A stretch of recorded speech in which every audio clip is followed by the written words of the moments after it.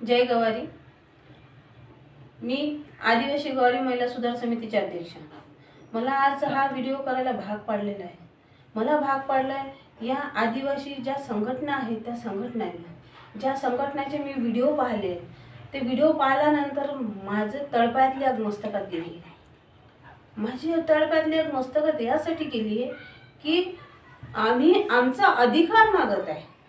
आमचा अधिकार की जो आम्हाला जन्मताच पुरातन काळापासूनच आमचा अधिकार, आमची जात ठरवण्याचा अधिकार फक्त हा आम्हाला आहे.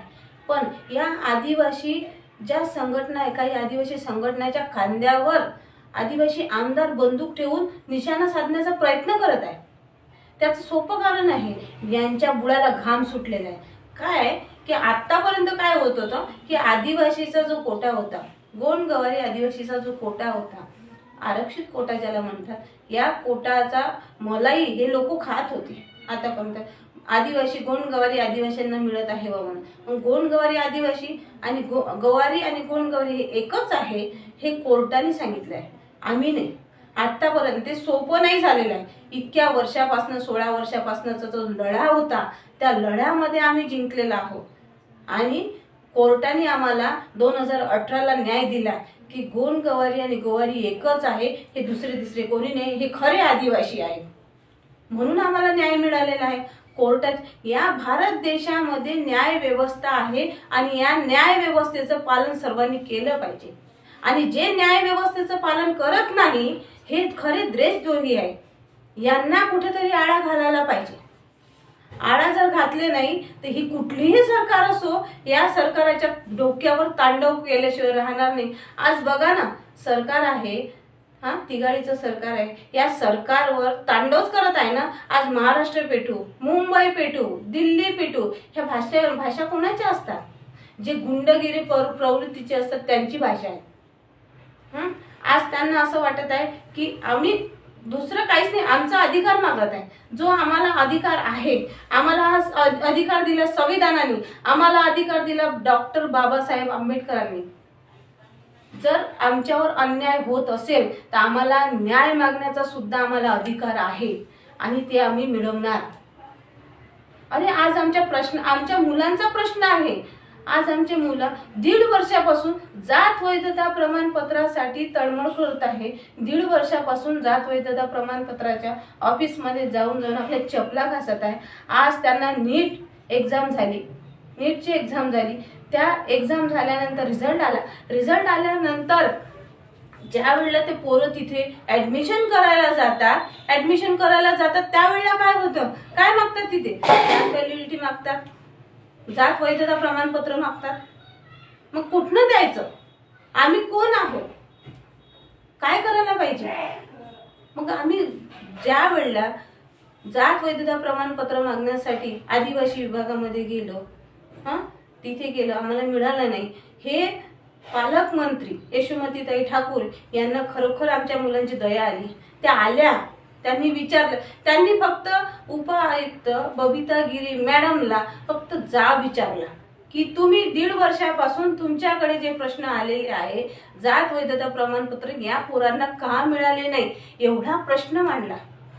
आणि एवढ्या प्रश्नासाठी त्यांच्यावर गदारोळ आला की खुर्ची खाली करा. जर एक पालकमंत्र्याला खुर्ची खाली करा म्हणत आहे आदिवासी काही संघटनावाले, तर मला सांगा ही गुंडगिरी नाही का? ही गुंडगिरी आहे. या गुंडगिरीला कुठेतरी आळा बसला पाहिजे. मग त्यांना असं वाटत आहे की आमचे आमदार आहेत, आमचे काही खासदार आहेत, या आदिवासी गोवारी समाजाचा कोणी वाली नाही, म्हणून हे समाज चूप राहणारे आहेत. या समाज चूप राहील आणि आमचं ऐकून घेईल. आम्ही ऐकणार नाही.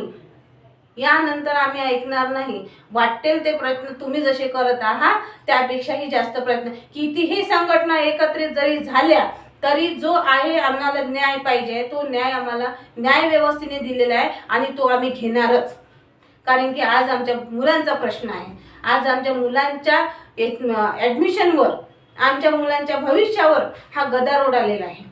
ज्या वेळेला असा मुलांचा भवितव्याचा प्रश्न येतो त्यावेळेला कोणीही काही विचार करणार नाही. सगळे आम्ही रस्त्यावर उतरू आणि हा आमचा अधिकार आहे. अरे सोपं नाहीये झालं आमच्यासाठी. गवारी समाजाचा वनवास हा सोपा नाहीये. 114 शहीद झाले आमचे.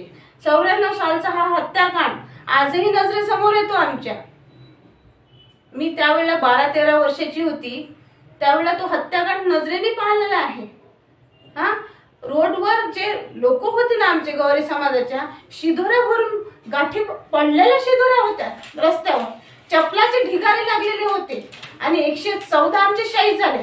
त्यावेळेला मुख्यमंत्री कोण होते? शरद पवार होते. काय केलं त्यांनी? रात्रीचे रस्ते धुवून टाकलेत.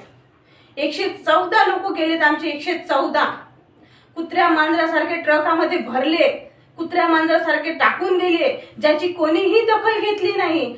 एखाद्या समाजाचा जर एखादा व्यक्ती जर गेला ना तर अख्ख्या महाराष्ट्रामध्ये सगळे लोक रस्त्यावर उतरतात. पण 114 लोक गवारी समाजाचे शहीद झाले. 114 लोकांच्या नरडीचा घोट घेतला मुख्यमंत्र्या. त्यावेळेला जो मुख्यमंत्री होते शरद पवार साहेब, यांनी 114 शहीदाच्या नरडीचा घोट घेतला. त्यावेळेला कुठे होते? त्यावेळेला एकही रस्त्यावर उतरलेला नाही. आणि आज काय जरासा कामाला थोडासा श्वास घ्यायला मिळाला, मोकळा श्वास घ्यायला मिळाला तर रस्त्यावर उतरले सगळेजण. का? आमचे लोक नव्हते? आमच्या लोकांचा आत्मा खवळलेला नाही? हा, अरे आम्ही एवढे शंड आहोत का की तुम्ही लोक रस्त्यावर उतरा आणि आम्ही लोक मजा पाहणार? तुमच्या प्रश्नाचं उत्तर आम्ही देणार म्हणजेच देणार. तुम्ही कितीही संघटना जरी एकत्र आले ना तर दूध का दूध आणि पाणीचं पाणी होणार म्हणजेच होणार. कारण हा आमचा अधिकार आहे. आमच्या 114 शहीद बांधवांचं रक्त या भारताच्या भूमीवर सांडलेलं आहे. आणि त्यावेळेला मुख्यमंत्री शरद पवार होते. त्यांनी ही दखल घ्यायला पाहिजे होती. आणि एसबीसी काय मिळवता हो तुम्ही? एसबीसी आम्हाला केव्हा मिळालं? 95ला. त्याआधी गवारी कोण होते? त्यावेळेला गवारी कोण होते? त्यावेळेला आदिवासीच होते. आणि हा आमच्या विरोधात रचलेला कट आहे एसबीसी. काय एसबीसी? महाराष्ट्र शासनाने एसबीसी दिलं. केंद्रामध्ये कोण आहे? आम्ही का बरं आमच्यासोबत असा अन्याय? हा आम्ही आधीच करायला पाहिजे होता. पण आमचे लोक खूप शांतप्रिय लोक आहोत. जोपर्यंत आमच्या डोक्यात सटकत नाही ना तोपर्यंत आम्ही काहीच करत नाही. पण मात्र आता सटकलेली आहे. आणि आता जेव्हा आमची सटकली ना तर तुम्ही सुद्धा आम्हाला आवर घालू शकणार नाही. जर आमच्या मधामध्ये कोणी आलं ना त्याला आडवं पाहिल्याशिवाय राहणार नाही. हे नाव चचाने, हे नाव आहे माझं, अरुणा चचाने नाव आहे. आणि गवारी महिला सुधार समितीचे अध्यक्ष, याचं वचन आहे तुम्हाला. कोणी जरी आलं ना तर आडवा पाहिल्याशिवाय राहणार नाही. हे गवारी समाजाचं तुम्हाला उत्तर आहे. जय गवारी.